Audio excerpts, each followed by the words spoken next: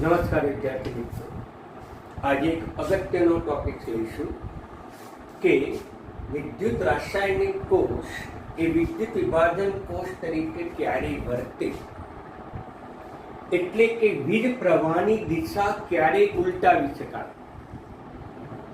અહીંયા આપણે વિદ્યુત રાસાયણિક કોષની સાથે સાથે આ પ્રકારનો બાહ્ય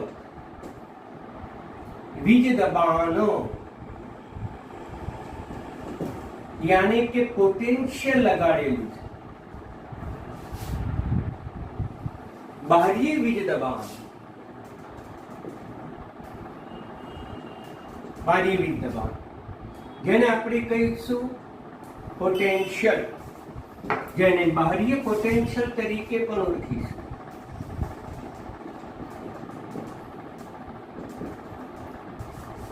પરંતુ વિરુદ્ધ દિશામાં લગાવીશ.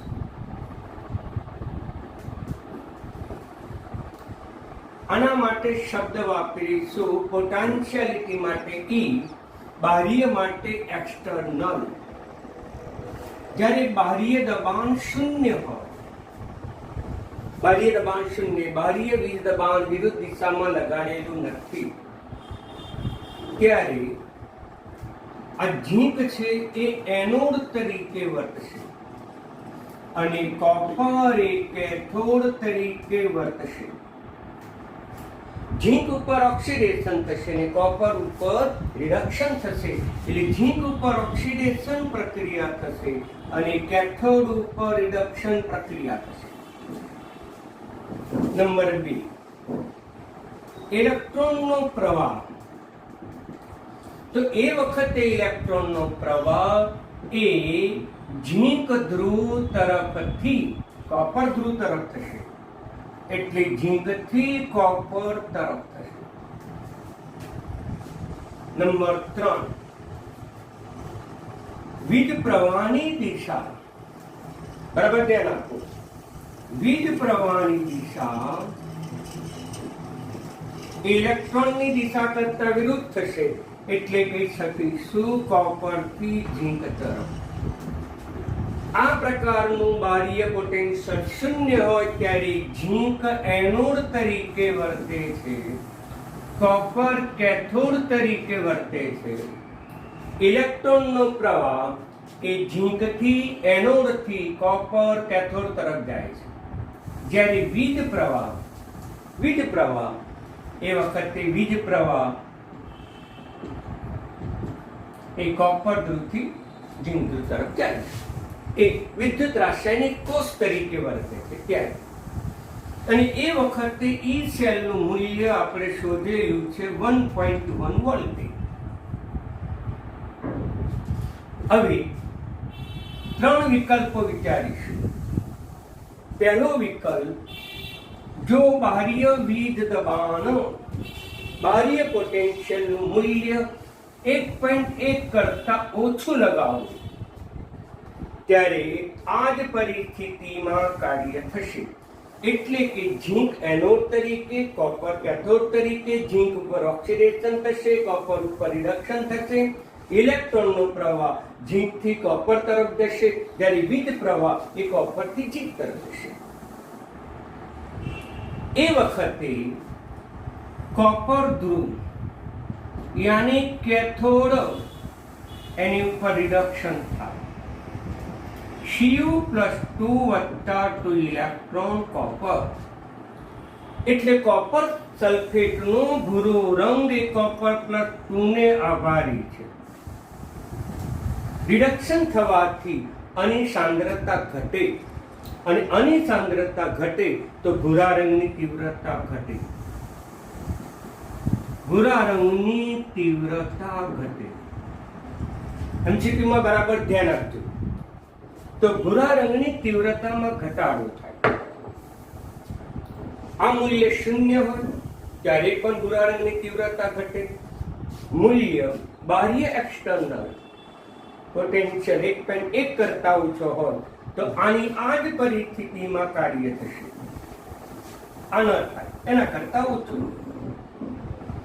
પણ કોપરનું રિડક્શન થવા, શિવ પ્લસનું રિડક્શન થવાથી ભૂરા રંગની તીવ્રતામાં ઘટાડો એક વિકલ્પ. હવે જો તમે બીજો વિકલ્પ વિચારો કે બાહ્ય પોટેન્શિયલનું મૂલ્ય એ 1.1 જેટલું લો તો શું થાય? સમજો. તો 1.1 જેટલું થાય તો વિવિધ રાસાયણિક કોષના પોટેન્શિયલ અને બાહ્ય પોટેન્શિયલ પરસ્પર વિરુદ્ધ થઈ જશે, અને વિરુદ્ધ થશે તો પછી કોઈ જ પ્રક્રિયા ન થાય, અને કોઈ જ પ્રક્રિયા ન થાય તો ઉદ્ભવતા વીજ પ્રવાહની દિશા શૂન્ય થઈ જશે. એટલે કે ઝીંક જે છે એ ઝીંક એનોડ તરીકે પણ કાર્ય નહીં કરે, કોપર કેથોડ તરીકે પણ કાર્ય નહીં કરે, ઇલેક્ટ્રોનનો પ્રવાહ પણ ઉદ્ભવશે નહીં. ઇલેક્ટ્રોનનો પ્રવાહ પણ ના ઉદ્ભવે, વીજ પ્રવાહ પણ ઉદ્ભવે નહીં. ભૂરા રંગની તીવ્રતા ન બદલાય. એને તે બધા જ ગુજકેટ માટે, નીટ માટે, જી માટે બરાબર યાદ રાખો કે ગેલ્વેનિક કોષમાં બાહ્ય બળ એના પોટેન્શિયલિટી કરતા ઓછું હોય તો આ એનોડ કેથોડ, ઇલેક્ટ્રોનનો પ્રવાહ એનોડથી કેથોડ, વીજ પ્રવાહની દિશા કેથોડથી એનોડ, એના જેટલું જ પોટેન્શિયલ લગાડવામાં આવે તો બાહ્ય પોટેન્શિયલ એક્સટર્નલ એના જેટલું તો પ્રક્રિયા થતી જ નથી. કારણ કે બાહ્ય લગાડેલો પોટેન્શિયલ અને ઉદ્ભવતો પોટેન્શિયલ પરસ્પર વિરુદ્ધ થઈ ગયું, અને વિરુદ્ધ થઈ જવાને પરિણામે પ્રક્રિયા અટકી જાય, ન થાય, વીજ પ્રવાહ ન ઉદ્ભવે. ક્લિયર? તો નંબર સી. હવે બાહ્ય વીજ પ્રવાહ, બાહ્ય પોટેન્શિયલ એનું મૂલ્ય જો 1.1 કરતા વધારી દેવામાં આવે તો શું થાય? આંતરિક ચાલક બળ કરતા બાહ્ય ચાલક બળનું મૂલ્ય વધારવામાં આવે તો પ્રક્રિયા વિરુદ્ધ થઈ જાય. એટલે કે જે ઝીંક હતો એક પહેલા એનોડ તરીકે વર્તતો હતો, એ વખતે શું બની ગયું? કેથોડ બની ગયું. અને જે કોપર પહેલા કેથોડ હતો તે શું બની જશે? એનોડ બની જશે. ઝીંકનું +2 નું રિડક્શન થશે, Zn +2 નું રિડક્શન થશે, જ્યારે અહીંયા કોપરનું ઓક્સિડેશન થશે. ક્લિયર? કોપરનું ઓક્સિડેશન થવાથી કોપર +2 + 2 ઇલેક્ટ્રોન, આમ કોપર +2 ની સાંદ્રતા વધે, અને સાંદ્રતા વધે તો ભૂરો રંગ પણ વધે, માટે ભૂરા રંગની તીવ્રતામાં વધારો થાય. ત્યારે ભૂરા રંગની તીવ્રતા વધી જાય છે. ફરીથી ધ્યાન આપવું, વિદ્યુત રાસાયણિક કોષ એ વિદ્યુત વિભાજન તરીકે ક્યારે વર્તે? વિદ્યુત રાસાયણિક કોષ વીજ પ્રવાહની દિશા ક્યારે બદલે? તો બાહ્ય એક્સટર્નલ વીજ ચાલક બળ ઉદ્ભવતા પોટેન્શિયલ કરતા વધારે લગાડવામાં આવે તો એ પોતે વિદ્યુત વિભાજન કોષ તરીકે વર્તે છે.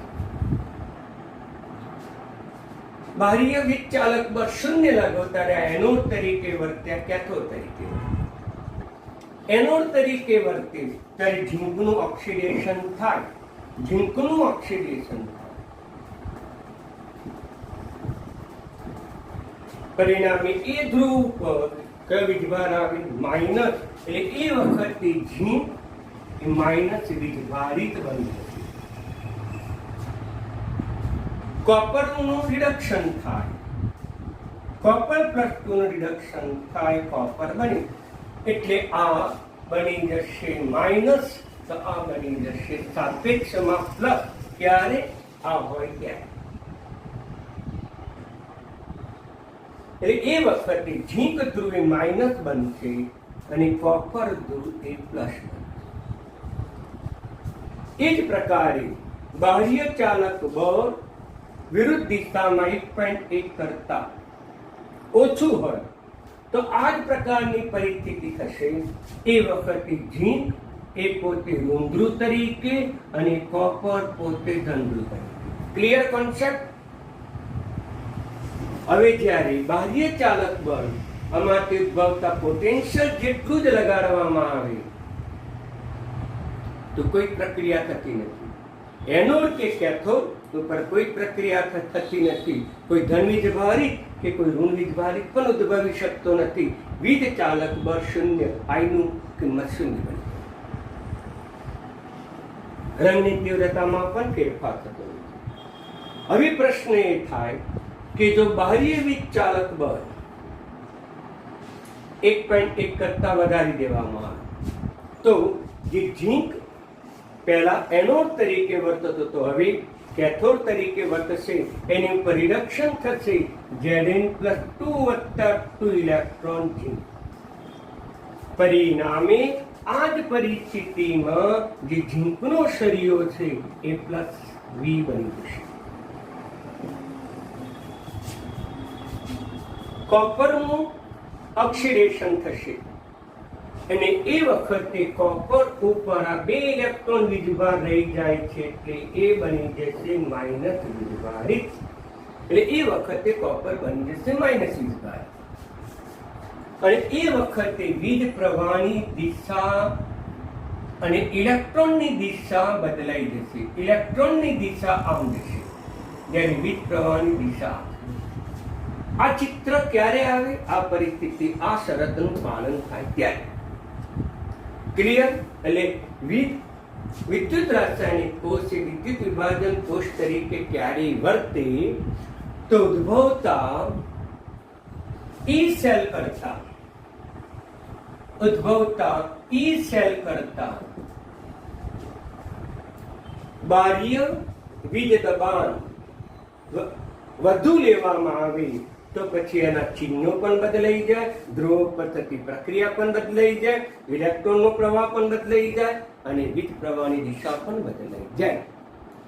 આ ડેનિયલ કોષ છે. ડેનિયલ કોષ સમજો.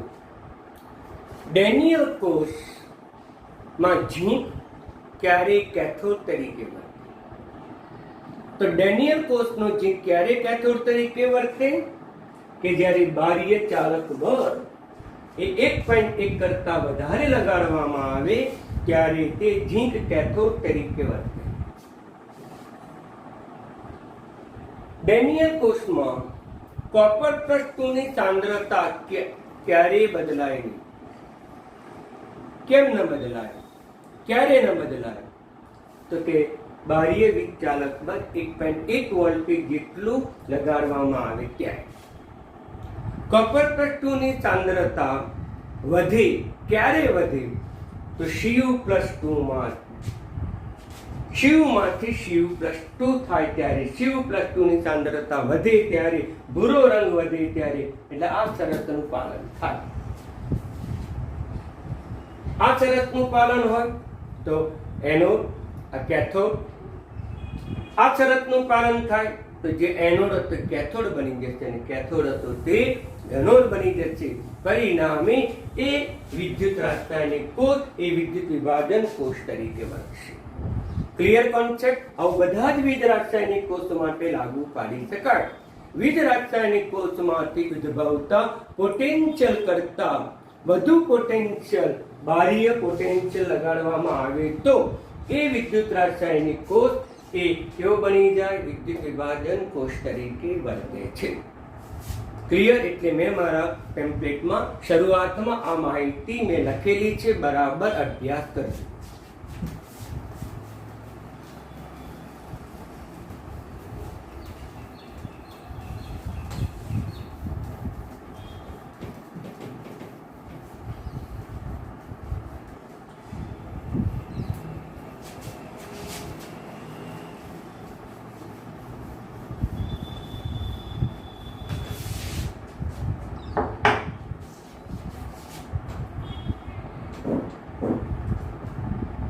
બિન પ્રમાણિત કોષનું વોલ્ટેજ.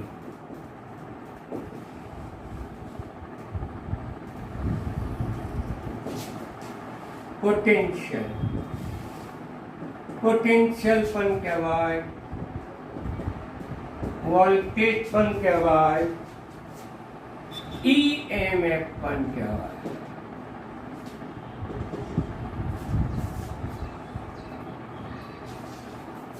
બિન પ્રમાણિત કોષનું પોટેન્શિયલ, વોલ્ટેજ, EMF. તો નષ્ટ નામના સમીકરણ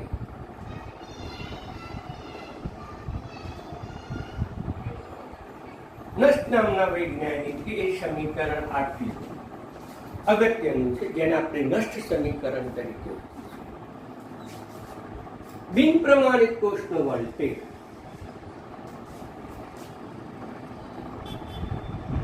A માંથી A પ્લસ N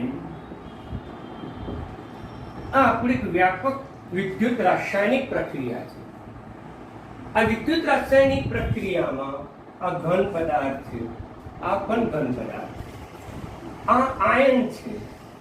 1 મોલર સાંદ્રતા લેવામાં આવે, 1 મોલર તો કહી શકાય તો તે પ્રમાણિત છે. પ્રમાણિત સ્થિતિ કેટલી? એક તાપમાન 95, વાયુ હોય તો દબાણ 1 બાર અને સાંદ્રતા હોય તો 1 મોલ. આ પરિસ્થિતિ હોય ત્યારે રચાતો વિદ્યુત રાસાયણિક કોષ એ પ્રમાણિત કોષ બને. પણ આના કરતા સાંદ્રતા ભિન્ન થઈ જાય, જેમ કે અહીંયા 0.1 કરી દો, તો આ રચાતો વિદ્યુત રાસાયણિક કોષ એ બિન પ્રમાણિત થઈ ગયો. અહીંયા હું 0.01 લઉં તો પણ વિદ્યુત રાસાયણિક કોષ બિન પ્રમાણિત થઈ ગયો. અહીંયા એનોડ અર્ધકોષ બિન પ્રમાણિત, કેથોડ અર્ધકોષ પ્રમાણિત, પરંતુ આખો વિદ્યુત રાસાયણિક કોષ બિન પ્રમાણિત.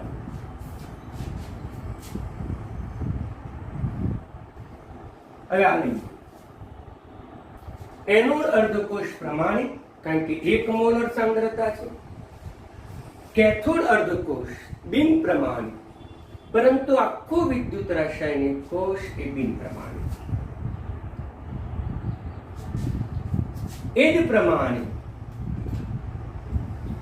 એનોડ પણ બિન પ્રમાણિત, કેથોડ પણ બિન પ્રમાણિત અને આખો વિદ્યુત રાસાયણિક કોષ પણ બિન પ્રમાણિત.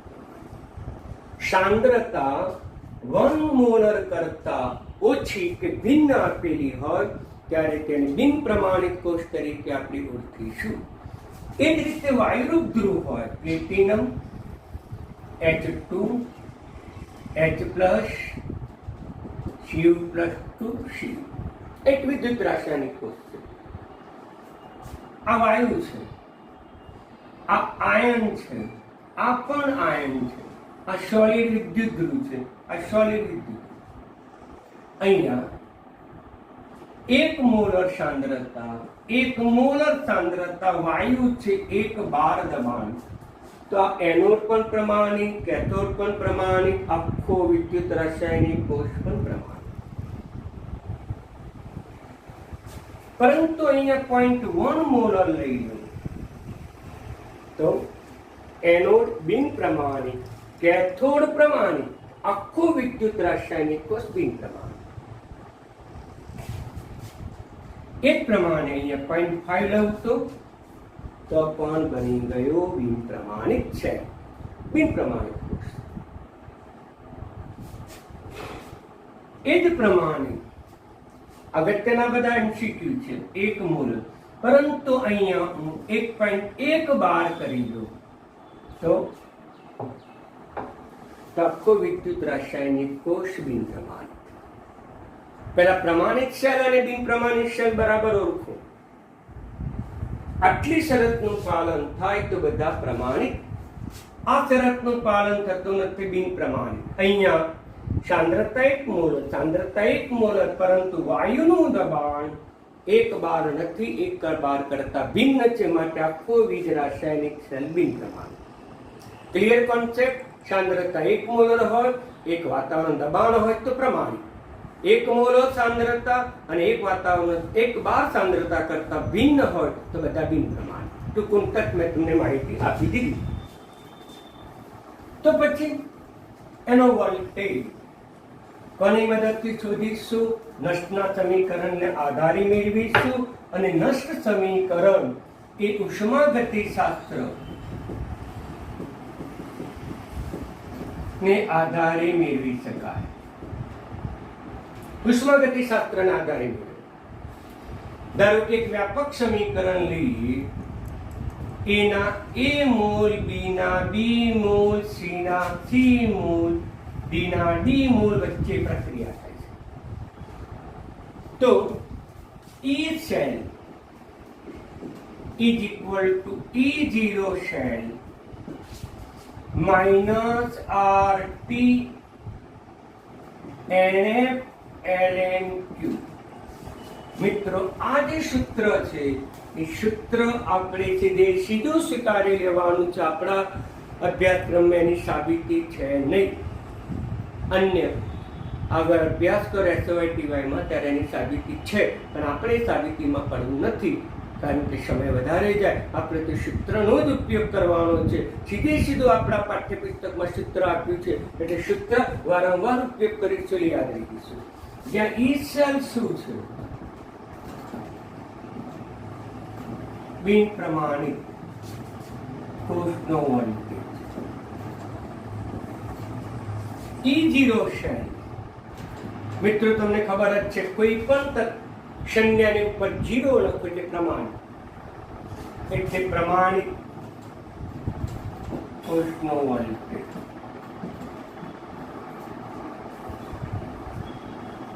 R શું છે? તો 8.314 જૂલ. અહીં R નું મૂલ્ય થર્મોડાયનેમિક્સ ઉર્જાનું સૂત્ર છે, માટે R નું મૂલ્ય આપણે જૂલમાં લેવું પડશે. T કેટલો પ્રમાણિક છે? ત્યારે 298 કેલ્વિન. F એટલે શું? તો કે 96,500 કુલમ્બ પ્રતિ મોલ. N એટલે શું? પ્રક્રિયા સાથે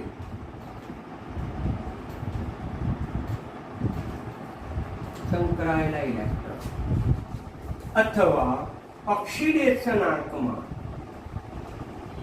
કે ઓક્સિડેશન આંકમાં થતો ફેરફાર. આ બંનેના આધારે સરળતાથી તમે એન ગણી શકો. જેમ જેમ દાખલા ગણાવીશું તેમ એનું મૂલ્ય સરળતાથી નક્કી કરી શકીશું. અર્ધ પ્રક્રિયાને આધારે કાં તો સીધી રેડોક પ્રક્રિયાના આધારે એના ઓક્સિડેશન આંકમાં કેટલો ફેરફાર થયો અને ઓક્સિડેશન આંકમાં ફેરફાર એટલે એન આપણે શોધી શકીશું. હવે ક્યુ એટલે શું? ક્યુ એટલે ભાગફળ. ક્યુ એટલે ભાગફળ. આ ભાગફળ ધોરણ 11 માં શીખી ગયા છે. ભાગફળ એટલે નિપજોની સાંદ્રતા ભાગાકારમાં પ્રક્રિયકોની સાંદ્રતા. નિપજોની સાંદ્રતા, પ્રક્રિયકોની સાંદ્રતા. ધોરણ 11 સાયન્સમાં એને આપણે સંતુલન અચળાંક કે કહેતા હતા. પણ મિત્ર, સંતુલન અચળાંક અને ક્યુમાં સૂક્ષ્મ ભેદ છે. સંતુલન અચળાંક માટે આ જ સૂત્ર થાય, પરંતુ ક્યારે? સંતુલન સ્થપાયા પછી જ્યારે નિપજોની સાંદ્રતા ભાગાકારમાં પ્રક્રિયકોની સાંદ્રતા લો, જે જવાબ આવે એને સંતુલન અચળાંક કહેવાય. ક્યારે? સંતુલન સ્થપાયા પછી નિપજોની સાંદ્રતા પ્રક્રિયકોની સાંદ્રતાનો ઉપયોગ કરીને જે મૂલ્ય શોધીએ સંતુલન અચળાંક. પરંતુ જે તે સમયે પ્રક્રિયા શરૂ થયા પછી સંતુલન પ્રાપ્ત થયા પહેલા જે તે સમયે નિપજોની સાંદ્રતા અને પ્રક્રિયકોની સાંદ્રતા શોધીને જે મૂલ્ય શોધવામાં આવે એને કહેવાય ભાગફળ. તો પછી અહીંયા ક્યુનું મૂલ્ય ક્લિયર કોન્સેપ્ટ. સંતુલન અચળાંક માટે પણ આપણે આમ જ વાપરતા 11 સાયન્સમાં. પણ ક્યારે? સંતુલન તપાય ત્યારે નિપજોની સાંદ્રતા, પ્રક્રિયકોની સાંદ્રતા. સંતુલન તપાય ત્યારે નિપજો અને પ્રક્રિયકોની સાંદ્રતા બદલાતી નથી, અચળાંક કે પ્રાપ્ત થાય. પરંતુ જે તે સમયે પ્રક્રિયા ચાલુ હોય તે સમયે નિપજોની સાંદ્રતા અને પ્રક્રિયકોની સાંદ્રતા માપીને જે મૂલ્ય શોધવામાં આવે એને કહેવાય ભાગફળ. ભાગફળ એટલે નિપજોની સાંદ્રતા. આ સમીકરણમાં નિપજો શું છે? તો C raise to C D raise to upon A raise to. Clear? બધી જ કિંમત તમે મૂકી દો તો ઈ શેલ બરાબર E0 shell minus RT upon NF ln C raised to C D raised to D A raised to A B raised to B. સીધી કિંમત આપણે મૂકી શકીએ. હવે ln છોડવું છે તો આપણને ખબર છે E0 શેલ બરાબર 2.303 RT upon ln ની જગ્યાએ મૂકી દઈશું લ. મિત્રો આની જગ્યાએ ફરીથી પાછો હું ક્યુ જ મૂકી દઉં છું. તો પછી 2.303 RT upon F નું મૂલ્ય કેટલું? કારણ કે આ તો અચળાંકો છે, એની કિંમત બદલાતી જાય, જે રેડોસ પ્રક્રિયા ઉપર આધાર રાખે. એની કિંમત 1 પણ હોય, 2 પણ હોય, 3 પણ હોય. જે રેડોસ પ્રક્રિયા ક્યારેક 6 પણ આવશે, 6 પણ હોઈ શકે. તો 2.303 R ની કિંમત 8.314, T લઈશું 25 ડિગ્રી 298 અને લઈશું 96,500. મિત્રો આની જે કિંમત થશે એ 0.0591, પરંતુ આપણે સરળતા ખાતર લઈએ છીએ 0.059. તો આની અંદર કિંમત મૂકી દઈએ. E શેલ બરાબર E0 શેલ, આની જગ્યાએ કિંમત મૂકવાની છે 0.059 n log Q.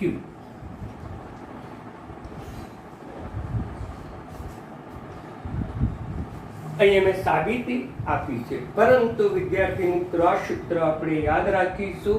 દરેક વખતે આ સૂત્રનો જ ઉપયોગ કરીને બિન પ્રમાણિત કોષ એટલે કે ઈ શેલ આપણે ગણી શકીએ. અગાઉ E0 શેલની કિંમત તો મેં તમને સમજાવી હતી, છતાં ફરીથી સમજાવું કે E0 શેલ પ્રમાણિત કોષનો વોલ્ટેજ શોધવો હોય તો E0 right side minus E0 left side. એટલે કે કેથોડનું પ્રમાણિત પોટેન્શિયલ અને એનોડનું પ્રમાણિત પોટેન્શિયલ નો તફાવત લો એટલે આપણને E0 શેલની કિંમત આપણને અવશ્ય રીતે પ્રાપ્ત થાય. ક્લિયર કોન્સેપ્ટ મિત્રો? બરાબર ધ્યાન આપો. આ Q ની કિંમત જે છે એ Q ની કિંમત સતત બદલાતી જશે. એ જે તે રેડોસ પ્રક્રિયા, જે તે એનોડ કેથોડ ઉપર આધાર રાખશે. n ની કિંમત પણ જે તે કેથોડ એનોડ માં ઇલેક્ટ્રોનની સંખ્યામાં થતા ફેરફાર ઉપર આધાર રાખશે. E0 શેલ તો ચોક્કસ છે, તમે E0 શેલની કિંમત તમે શોધી શકો. આ સૂત્રની મદદથી E0 શેલની કિંમત તમે સરળતાથી શોધી શકો. ક્લિયર કોન્સેપ્ટ મિત્રો? એટલે આપણે આ સૂત્ર બરાબર યાદ રાખવાનું. દાખલો ગણતી વખતે પહેલા E0 શેલ ગણીશું, પછી પ્રક્રિયાને આધારે n પણ ગણીશું, અને પછી સંતુલન અચળાંકને નિપજો પ્રક્રિયકો જેવી આ સૂત્રનો ઉપયોગ કરીને આપણે Q ની કિંમત પણ શોધીશું. ક્લિયર કોન્સેપ્ટ મિત્રો? તો આજે આપણે આટલે સુધી રાખીશું. આ સૂત્રના આધારે આવતીકાલે ઘણા બધા એક્ઝામ્પલ્સ લઈશું. આ સૂત્રના આધારે બોર્ડની પરીક્ષામાં અથવા તો જી નીટમાં અવશ્ય પરીક્ષામાં પૂછાય. એટલે વધારે કોન્સન્ટ્રેશન કરીને આવતીકાલે આ સૂત્રને આધારે આપણે દાખલા ગણીશું. બીજું કે હું આજે આ સૂત્રને આધારે કેટલાક દાખલા, કેટલાક MCQ મોકલીશું. એ પણ તમે તમારી નોટબુકમાં ઉતારતા જાઓ અને સમજતા જાઓ. એટલે આ ટોપિક્સ આજે હું અહીંયા પૂરો કરું છું. સમય થઈ ગયો છે મિત્રો, એટલે બરાબર મહેનત કરો. અગાઉ મેં દ્રાવણ ચેપ્ટરના 2 પેપરો મોકલાયા છે, A અને B MCQના G નીટ અને ગુજકેટના. તો દરેક વિદ્યાર્થી એ પણ તમે તૈયાર કરો અને જવાબો મોકલો. અસ્તુ. કેટલા મિનિટ બોલ્યું? 30 મિનિટ બોલ્યું.